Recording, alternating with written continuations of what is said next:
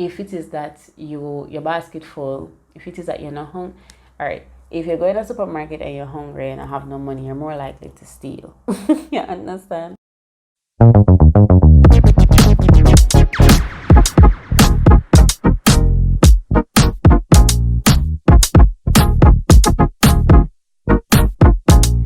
Hi guys, welcome back to the channel.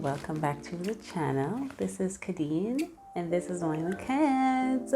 Guys, we have completed 2023. 2023 is over and we're moving into 2024, and I don't want to say that I'm not scared. I'm like, the older I get, it's like we really actually run out of time. When I was younger, when I was like women in a school, it felt as though time was barely moving by. But it's really evident that when you have things to do, time is just, I don't know what to say. Anyway, I'm really tired, so excuse the look today. I'm really tired, but I didn't want to not give you guys my usual end of year video and talk about some of the things that I have learned this year, as well as some of the things that I am happy for that took place this year. And so that's what we're going to talk about, a year in review. How was 2023?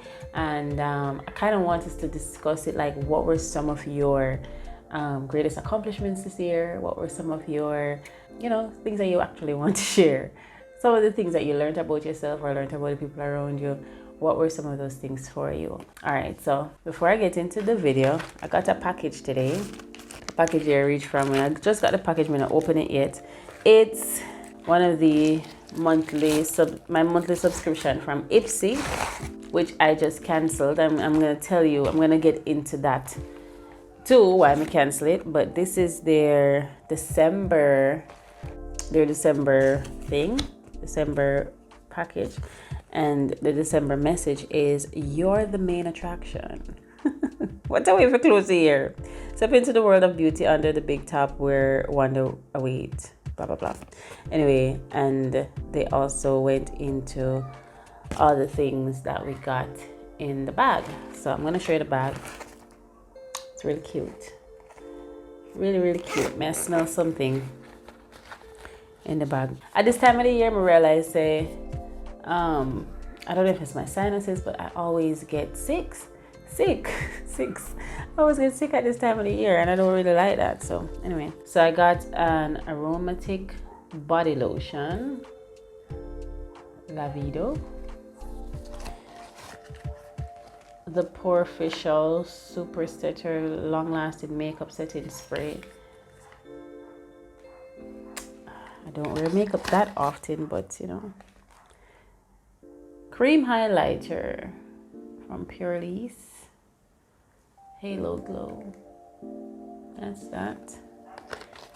And I got another lip something. Hold on. Is this a lip? It's Twilight, so I think it's a lipstick. Beautiful Real lipstick in the shade Twilight. I don't know if it's shade Twilight or whatever they call it. I'm not a makeup girl. Y'all should know by now. And may I go try this?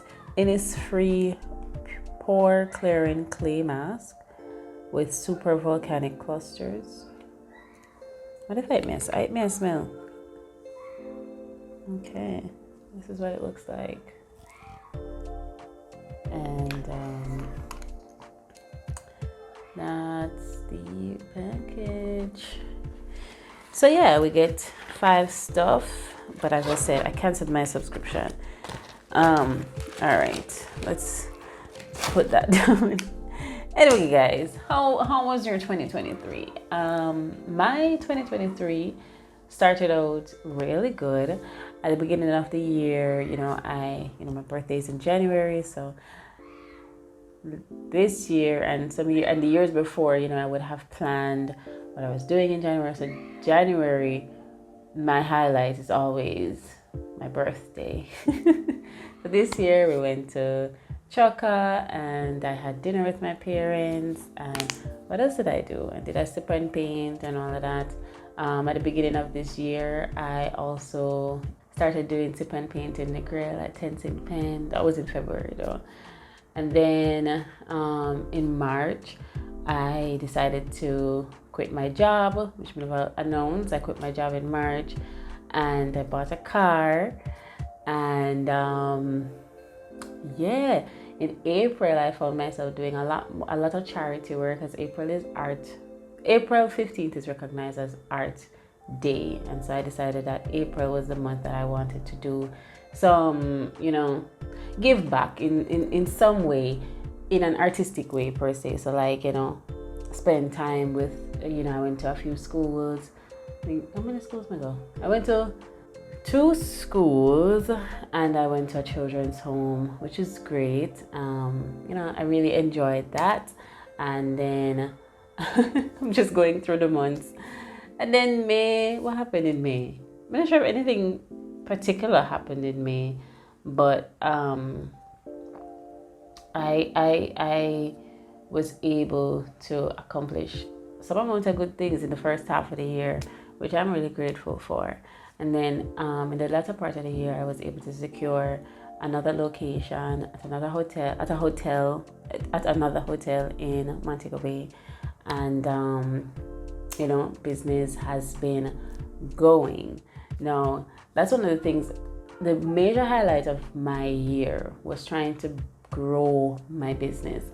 And for me, this year has taught me so many things about myself and about business, and my business obviously in particular, because I feel like every business module is going to be different. There are going to be things that are similar, but there are some things that are particularly different. And I've learned that creatives are not respected in this space. Creatives are, and especially if you're an entrepreneur and you're the only one doing your business.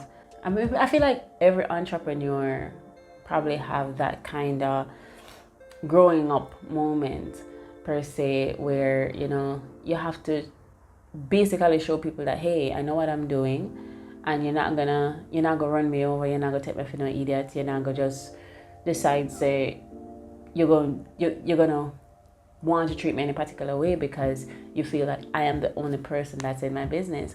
Normally, when you have big entities, so there's a legal team, there's an accounting team, there's a team, an establishment, people kind of give them more respect, I guess, because they're reputable. But when it's you alone, it's a one-man show. And I'm not saying I'm not the only person that supports my business. I do have an assistant that assists me with stuff. And then that's just weird. I have an assistant who assists me with reaching out to clients and Instagram and all that kind of stuff. And I also have a support team that shows up with me to various events depending on the number. So, but majority of the work obviously is mine because of my business, so obviously me supposed to do the bulk of the work. So most people will believe that it's just you, and they just don't take you seriously. So when it's time for them to pay you, you have to do back and forth. And I found myself really and truly growing some really big balls this year, and making some decisions that I know that in my personal life I probably wouldn't have. I have built my tenacity in a way where it's not like if something bad happens, I'm not gonna sit down now and corner and cry, even prior to now, because I'm not somebody who cries. But I would regress in a way where I'd be like, it's all right, no bother, I'm not worry nobody, and so then kind of way there. But I have a business to run, and I have to see it through.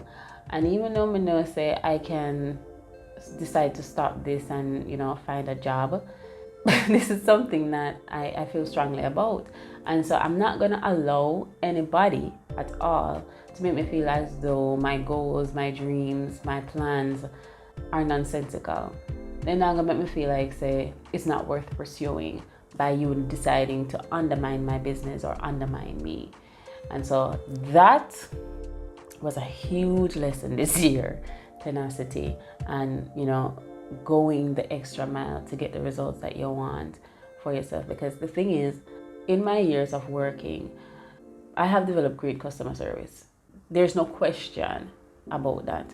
Yeah, I'm very professional. I'm very customer service oriented. So I'm very hospitable too, because of the experience that I've had working, in various fields. I've worked in the hotels, I teach, I've worked in HR. So there's certain things that I am privy to, and there's a certain way and a particular way that I want to do my business, right? So when I offer you my services, I am offering you the best of me. When I say there's nobody out there better, I'm offering you the best of me.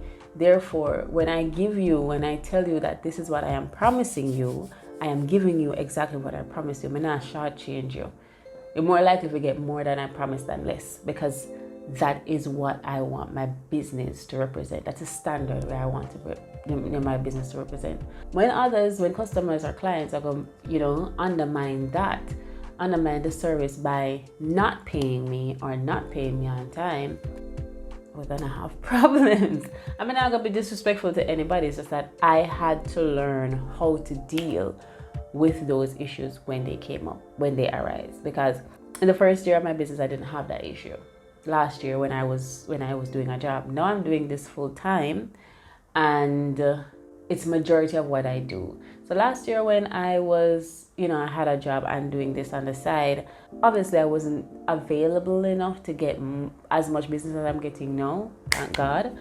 So, there are certain things I didn't have to be faced with. Forget what I mean. Like, if I know I'm not going to be available this time, then, I did not have certain things to deal with. I wasn't faced with certain adversities last year when it was just, whenever I have certain issues. No, it's like, no, because I'm more free now, so I can take on more events, and it's like you're faced with more people, different kind of people, and people who really and truly are going to try you. But one thing I learned as well is once you set your standard and you stick by it, and this is with anything in life, you will earn respect. Because people not gonna respect you when you just turn a blind eye or when you roll over.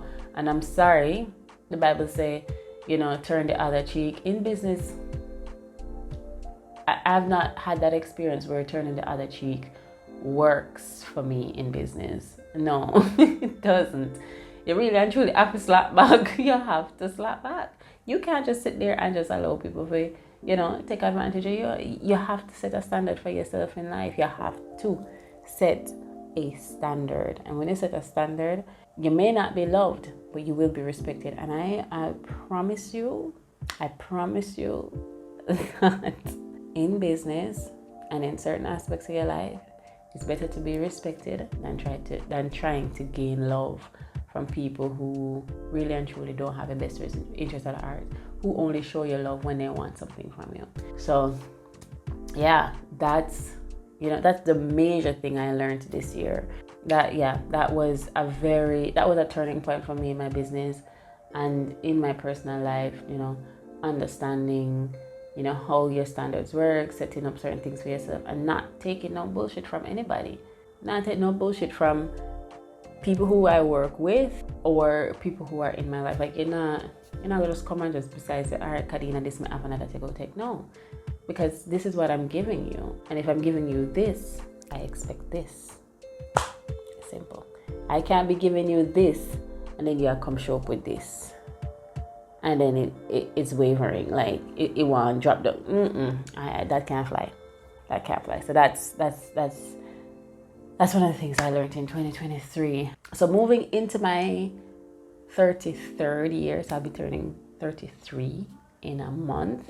One of the things I'm going towards next year is really and truly getting financial freedom. I want to be in a position where I can give back as much as possible. I want to do more.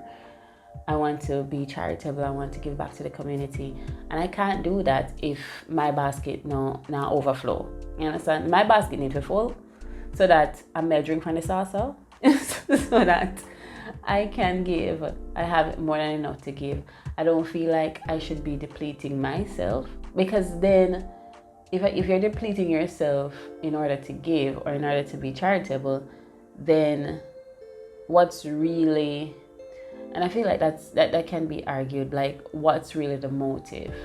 What's really the motive? Because you can't operate from a place of lack. If it is that your basket full, if it is that you're not hungry, all right. If you're going to the supermarket and you're hungry and I have no money, you're more likely to steal. You understand?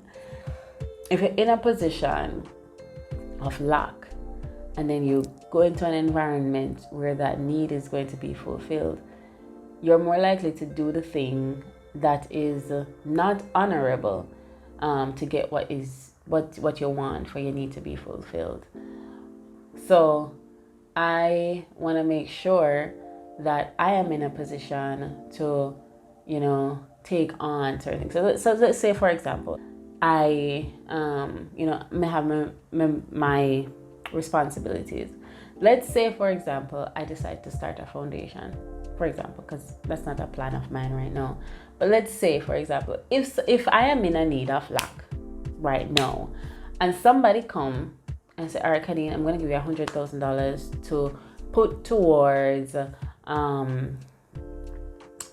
supplying, to put towards a charity, whatever it is that your foundation wanted to do a charity. If me now I need a lack, I need $100,000 there to, and like that $100,000 could go towards something important. What am I more likely to do? I mean, the honorable thing to do, it would be, put the money towards a charity.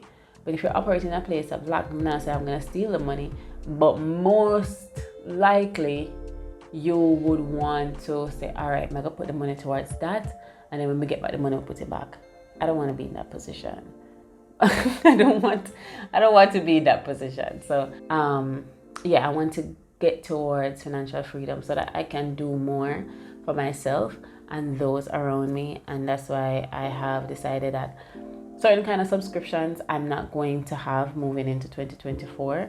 So I'm cancel my Ipsos subscription because I realize it's a lot of money. I think it's like $2,000 something a month, and then plus I have to pay for shipping. I have to pay the shipping company. So yeah, like that's a lot of money. That's the money when we can't do towards something, and really and truly everything adds up. I'm keeping my Netflix because I need entertainment every now and then, and I really don't watch cable that much, even though I have it. I can't cancel my cable because it comes in the whole bundle thing, and I need my phone, like the mobile, the phone, cable, this and that, internet. I need all of that, so just pay one bill. Yeah, so I think I don't really have that much subscriptions. We need to find a way to not pay for Google storage, because why are we here? We feel like when we have 16 gig phones, we were when I make it, and now we have phones with how much 100 gig and we can't make it. We still have to buy storage. It's ridiculous. Trying to find ways now to be more financially free and not spending unnecessarily. Like if we say one blouse machine, no matter if I $5 for the blouse, I don't need it. I honestly have no closet space. And where am I going to put it? What the point of me to buy one blouse just because it costs $5 and then now have to come home to another problem, not trying to figure out which part in the closet to go home. I'm not when I have dresser drawer, but for the reason that I am a minimalist. I don't like a lot of things in my space.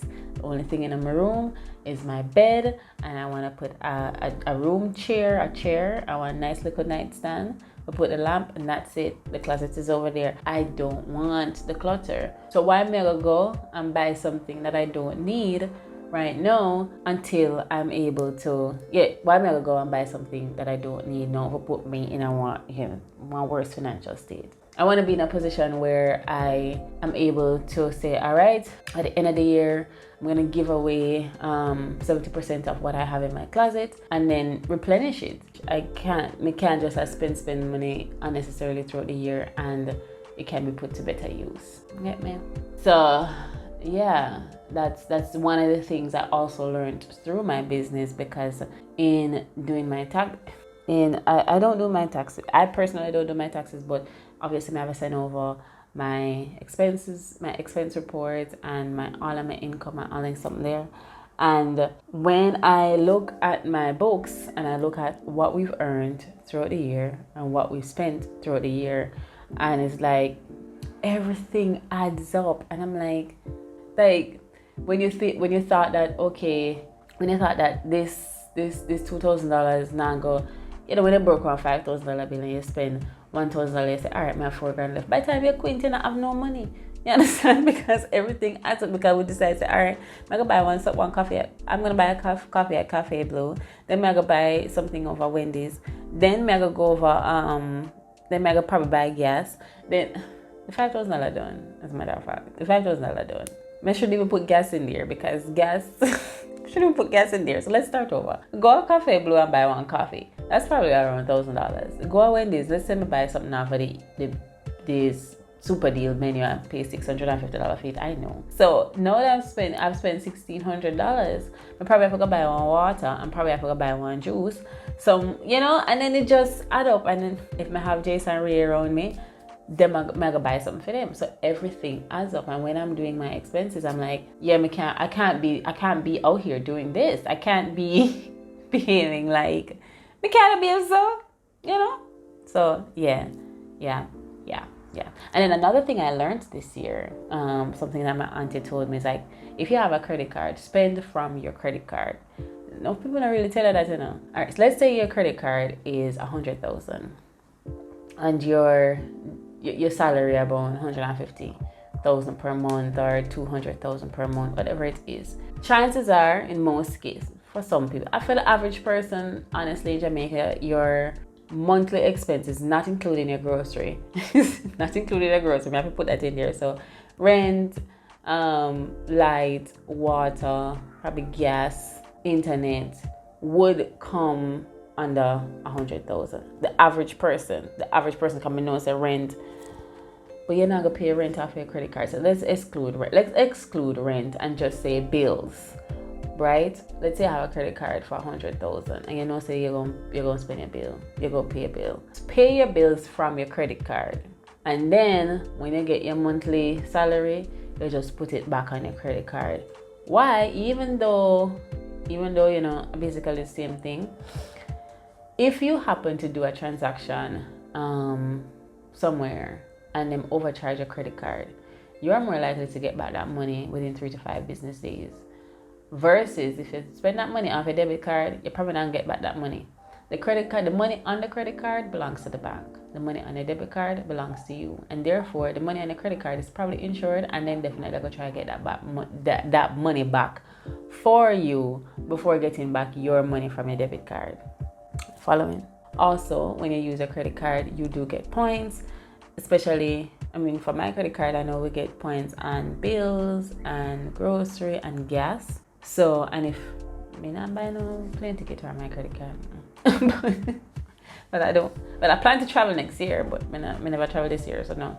But what I'm getting at is, if you spend the money on your credit card, what end up happening is they will extend your limit, but you would have disciplined yourself enough to know, say, all right, when we get my salary, I put it on the credit card, spend from the credit card. When we get my salary, I put it on the credit card, spend from the credit card. You're earning points.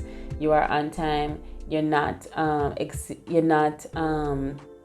attracting a late fee for your payments. And if God forbid something happens, and you lose a credit card, or them overcharge your credit card or something, the bank will more likely to care about that money from your credit card versus your debit card. All right, that was a very important lesson for me this year. That was a very important lesson for me this year. I don't know. But yeah, 2023 overall was a year of a lot of unexpected things.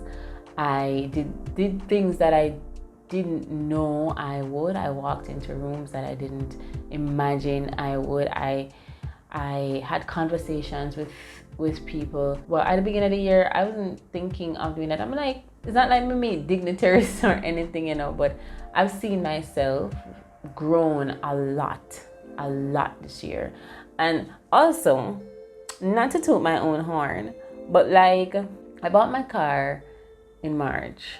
Man ain't no big driver before I buy my car, you understand? Man ain't no big driver. I could have carried myself on the road and so forth. I could have go from point A to point B in my parents' car. But like, then I make me drive every day, you understand? And I know most of my friends said to me, it's when you get your first car that you're gonna get all the experience that you need on the road. I got my car March. May me gonna St. Elizabeth. June me gonna St. Mary. I haven't been to Kingston as yet, but I've been to St. Elizabeth probably like 3 times since buying the car. August I was in Ochi. I know the day I bought the car, I drive from Montego Bay all the way to Hanover. It's just not Hanover, Orange Bay where I live. So it's like I saw myself this year facing a lot of adversities, facing a lot of fears, and really and truly standing in my truth and owning what I believe in and who I am. But I don't know if, having a car and being in that space and seeing myself, take authority in that, it'll get deep. It not just mean having a car right now because I'm in a vein. But I'm like, I don't know if being in that space of authority where, me up on the road, me have to focus on the road, me have to, because we know the Jamaican drivers, them, so not so forgiving. But, as a young driver, I carry 1 year as a young driver and I go on up on the road. And thank God I haven't had any accidents. I haven't had any near accidents. I can't think of any. I've had cases where, near accident. I wouldn't say it's a near accident. Like, they might try running off of the road. I'm gonna say a near accident, not. But one man when I try to run me off of the road one time, I listen to my music and they might try to run me off of the road. But when I saw the car coming to my car, I'm stepping on the brake, like, I feel my heart is like, the feeling how it's like, and no matter how I blow my horn, they don't care. But the road really toughened you up. That's what I was trying to say. The road really toughened you up, and I feel like I'm a different human being. Jamaican roads really toughen you. So I feel like now I'm a totally different human being ever since being in that. And then also learning about certain things as a single woman on the road and, figuring out all of that about the car and issues with the car, knowing when to go to mechanic, knowing when all that kind of stuff. Now I'm learning as I go along. Trust and believe. Me never know so you need to service a car every 5,000. I say every 5,000 miles or every 3 months. Me never know that. So till 6 months after I buy the car is when I got the first, or 6 months?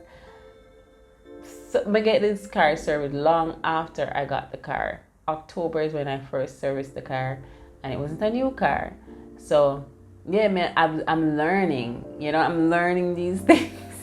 I'm learning as I go along, and I'm going to mechanic and I ask questions. But now recognizing that, I'm like, when I do find a significant other, how easy is it gonna be for me to allow this person to take the lead?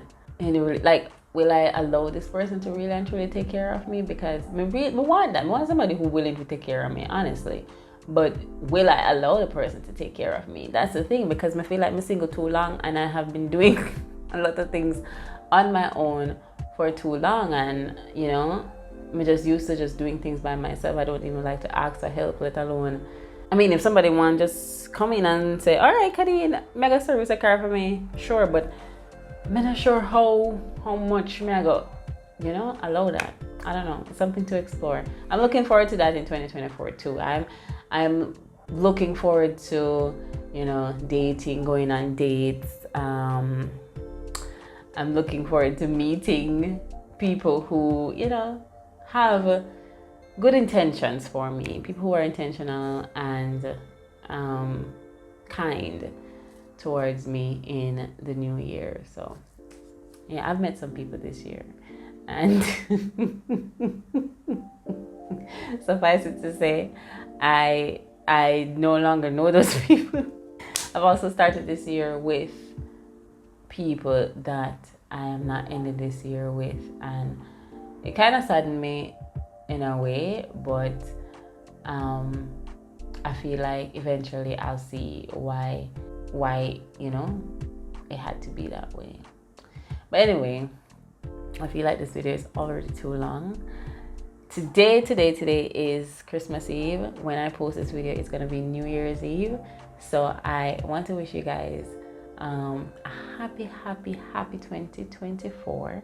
I hope you had a very merry Christmas. I hope you had happy holidays, and I want to wish you a prosperous, very prosperous, abundant, wealthy, successful a year that's filled with love and excitement and joy, new opportunities, goals being met and all of that. I want to wish all of you that for 2024 and beyond. May 2024 be the year that you've always been dreaming of, and may continue to get better and better and better and better every single year. I am so grateful for you guys, and I hope that you will be willing to stick with me throughout 2024, because I know that it's gonna be different, it's gonna be better, it's gonna be bigger, and I can't wait to share that with you.